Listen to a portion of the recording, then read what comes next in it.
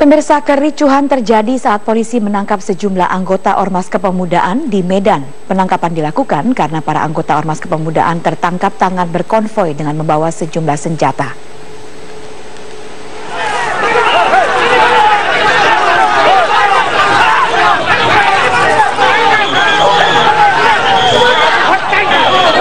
Kericuhan ini, pemirsa, terjadi di sekitar kawasan lapangan Benteng, Kota Medan.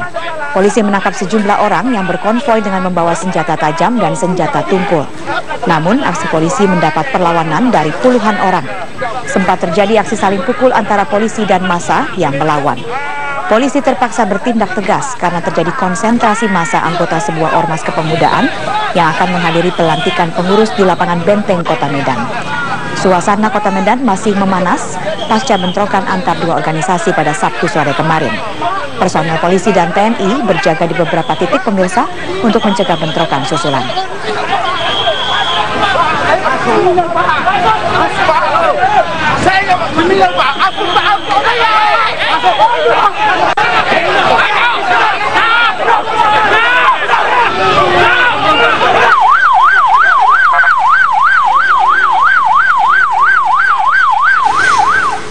Anda kembali bersama kami di Metro Update. Pasca bentrokan yang melibatkan dua kelompok organisasi kepemudaan di Medan, Sumatera Utara, polisi terus melakukan penjagaan di sejumlah titik keramaian.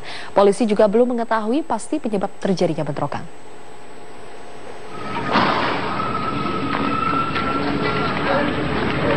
Bentrok antara kedua kelompok organisasi kepemudaan ini terjadi di 3 lokasi kawasan bisnis Kota Medan, Sumatera Utara.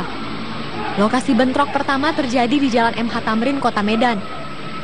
Meski sempat mereda, namun bentrok kembali terjadi seperti di Jalan Pandu dan Jalan Salak, Kota Medan. Kedua kelompok saling serang dengan menggunakan batu, kayu, besi, bahkan senjata tajam. Akibat bentrok ini, 2 orang diduga tewas dan beberapa orang mengalami luka serius. Tak hanya korban jiwa, sejumlah kendaraan roda 4 dan roda 2 turut dibakar dan dihancurkan oleh massa yang bertikai. Pemicu bentrokan diduga karena adanya ketidaksenangan dari salah satu kelompok ormas saat tengah konvoi. Bentrok pun berlanjut hingga malam hari. Satu pos milik salah satu kelompok pemuda hangus terbakar. Bangunan yang ada di Jalan Brigjen Katamso Medan tersebut dengan cepat dilalap si jago merah. Saat ini aparat kepolisian dari Polda Sumatera Utara, Polresta Medan, Brimob dibantu TNI melakukan patroli dan sweeping untuk mencegah agar bentrokan tidak meluas ke berbagai tempat. Tim Liputan Metro TV. Dan untuk mengetahui kondisi terkini pasca bentrok, kita terhubung dengan rekan Wilson Purba langsung dari Kota Medan, Sumatera Utara. Wilson, bagaimana situasi terkini pasca bentrok? Ya, Zilvia, saat ini kondisi di Jalan MH Tamrin sudah mulai kondusif, masyarakat sudah beraktivitas seperti biasanya dan jalanan juga sudah bisa digunakan. Namun di lokasi bentrok ini masih terlihat penjagaan ketat oleh ratusan pihak kepolisian dan juga TNI, dan tidak hanya di lokasi bentrok ini, sedikitnya ada 2.000 petugas keamanan yang terdiri dari kepolisian dan juga TNI ini mengamankan sejumlah lokasi yang diperkirakan bisa saja terjadi bentrokan susulan, yaitu terutama di Jalan Pandu dan juga Jalan Salak Medan. Dan petugas keamanan di sini juga diperlengkapi dengan senjata tajam untuk mengantisipasi hal-hal buruk atau hal-hal bentrok yang lebih besar ini terjadi. Dan akibat bentrok yang terjadi kemarin sore, Zilvia, ada beberapa mobil dan juga sepeda motor yang dirusak oleh kedua organisasi kepemudaan yang bentrok kemarin, sehingga dan juga bahkan akibat bentrok kemarin ini menimbulkan 2 orang korban jiwa yang hingga saat ini kami masih belum mengetahui identitasnya karena pihak kepolisian masih belum memberikan keterangan, dan juga ada belasan orang yang sekarang sedang dirawat di Rumah Sakit Bayangkara dan juga Rumah Sakit Permata Bunda, dan saat ini juga masih mendapatkan perawatan intensif, dan kami juga masih belum mendapatkan keterangan tentang identitas dari korban yang akibat dari bentrok kemarin. Zilvia. Wilson, lalu apakah polisi sudah menetapkan tersangka dalam bentrok kemarin? Ya Zilvia, beberapa saat lalu kami minta keterangan dari kepolisian bahwa tersangka sudah ditahan oleh pihak kepolisian, namun untuk jumlah dan berasal dari kubu mana pihak kepolisian masih belum memberikan keterangan lanjutan karena pihak kepolisian mengaku masih akan terus menyelidiki dan mengembangkan kasus bentrok ini. Pihak kepolisian juga sudah mengaku bahwa sudah memeriksa beberapa saksi dan lagi-lagi pihak kepolisian belum memberikan keterangan saksi dari pihak mana saja atau berapa orang saksi yang sudah diperiksa, sehingga informasi yang kami dapatkan ini masih sangat minim karena berdasarkan pernyataan dari pihak kepolisian bahwa jumlah tersangka dan jumlah saksi ini bisa berpengaruh kepada adanya bentrokan susulan ataupun berpengaruh kepada penyelidikan dari pihak kepolisian, dan tidak menutup kemungkinan juga bahwa tersangka ini akan bertambah karena penyelidikan masih terus berlanjut. Dan berikut pernyataan dari Kapolresta Medan, Mardias. Dan saat ini kami sedang melakukan penyelidikan terhadap beberapa saksi dan sudah ada beberapa orang yang sudah kita tetapkan sebagai tersangka. Dan ini terus akan dilaksanakan pengumpulan saksi-saksi, dan kita juga sudah di-backup oleh jajaran kriminal umum Polda Sumut. Zilvia. Wilson Purba melaporkan langsung dari Medan, Sumatera Utara. Kita beralih ke kasus lain, pemirsa. Polda Metro Jaya mengaku telah mempunyai alat bukti yang cukup kuat untuk menetapkan tersangka atas tewasnya Wayan Mirna Salihin. Polisi juga telah melakukan pemeriksaan terhadap sejumlah saksi, termasuk saksi ahli. Menurut Dirkrimum Polda Metro Jaya, Kombes Pol Krisnamurti, beberapa alat bukti signifikan telah dikantongi kepolisian. Di antaranya berupa hasil konstruksi alat bukti, hasil konstruksi peristiwa, dan keterangan ahli yang telah diberikan kepada polisi. Dalam kasus tewasnya Mirna, kepolisian menggunakan teori conditio sine qua non. Teori tersebut umum digunakan dalam kasus hukum pidana. Saat ini polisi telah memeriksa sejumlah saksi dari keluarga Mirna dan teman Mirna, Jessica dan Hani, yang ikut minum kopi bersama Mirna. Jessica, di hotel ada apa tadi Jessica? Jessica kok siap ngajak aja. Siapin sih kameranya. Jessica kelihatannya lebih.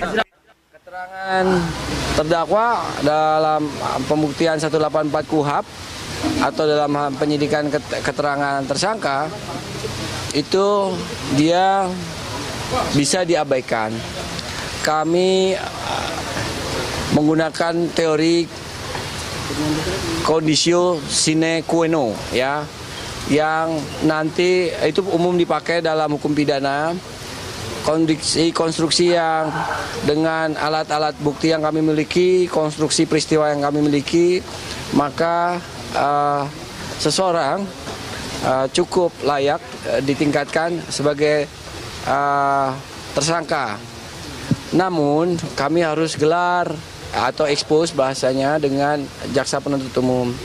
Kami harus tunjukkan dulu satu petunjuk atau barang bukti yang krusial, signifikan yang kami miliki.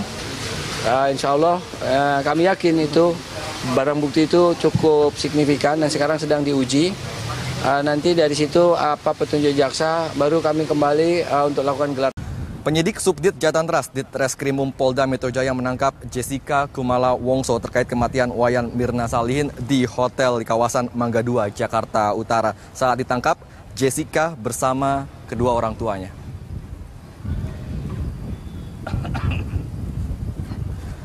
Jessica berada di hotel bersama orang tuanya. Jessica ditangkap pada pukul 7 pagi oleh tim Jatanras Polda Metro yang dipimpin oleh Kompol Tahan Marpau. Jessica saat ini masih diperiksa intensif. Sementara itu, menurut Direktur Reskrimum Polda Metro Jaya, Kombes Pol Krisnamurti, polisi telah menetapkan Jessica sebagai tersangka pembunuhan Mirna tadi malam sebelum akhirnya dilakukan upaya penyebutan paksa.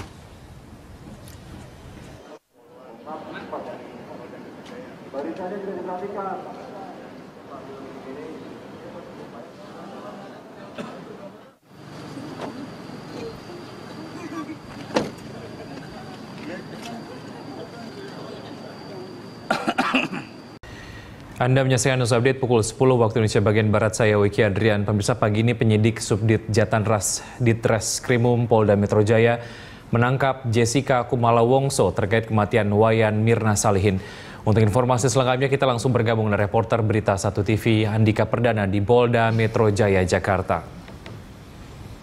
Andika, informasi terbaru apa yang Anda dapat dan Anda bisa sampaikan terkait dengan penangkapan Jessica? Ya, sekitar jam 9 pada hari ini, pada hari Sabtu ini, tersangka Jessica telah dijemput dan ditangkap oleh penyidik dari Polda Metro Jaya dan tiba tadi jam 9 pagi, di mana sekarang jam 10 ini artinya sudah 1 jam Jessica berada di dalam ruang penyidik yang kabarnya dilakukan pemeriksaan lagi. Dan dari informasi yang berhasil kami rangkum di sini, pernyataan dari Direskrimum Krisnamurti menyampaikan bahwa penetapan tersangka kepada Jessica sudah ditetapkan pada tadi malam, sekitar tengah malam tadi, yang ditetapkan setelah dilakukan gelar perkara. Lalu ada tadi kami melihat ketika tiba di Polda Metro Jaya Jakarta, Jessica didampingi oleh kuasa hukum dan salah seorang perempuan yang kami tidak ketahui apakah itu bagian dari keluarga atau kerabat.